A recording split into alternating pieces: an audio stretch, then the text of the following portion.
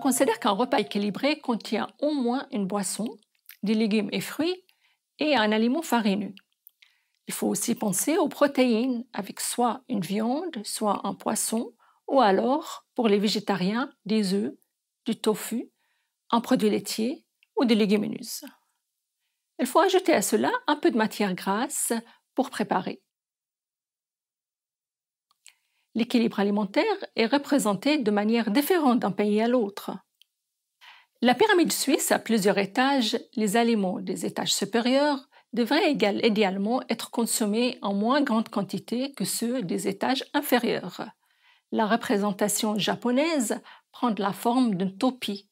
Il se distingue des autres représentations, notamment parce qu'elle intègre la notion de l'activité physique au travers des personnages qui courent à la surface autour de grands verres d'eau.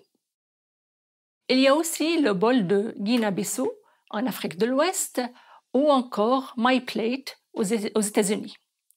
Ces schémas permettent de mieux comprendre quels sont les grands principes d'une alimentation saine, mais prennent aussi en compte les ressources disponibles dans chaque pays et les habitudes culturelles.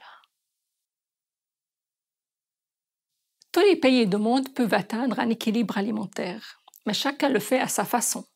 Les différences sont visibles pour tous les groupes alimentaires, notamment pour le groupe des farineux. Un repas suisse traditionnel se compose de pommes de terre, alors qu'un repas américain contiendra plutôt des frites, et un repas mexicain des tortillas de maïs. Un repas indien ou japonais comprend souvent du riz, alors qu'un repas malien peut se composer de boules de mil. Si on prend en compte la provenance géographique des aliments, on comprend vite d'où viennent ces différences.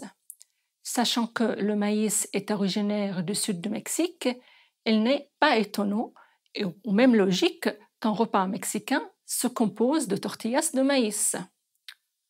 Dans certains pays, il existe des interdits alimentaires. En Inde, par exemple, il est interdit d'abattre les bovins, car pour les hindous, la vache est un animal sacré. Le Coran et la Torah interdisent la consommation de porc, parce qu'il est considéré comme un animal impur. Le respect de ces interdits contribue à définir l'identité de chaque communauté. Et même lorsqu'il existe des interdits alimentaires, la variété des aliments auxquels nous avons accès devrait nous permettre de manger équilibré.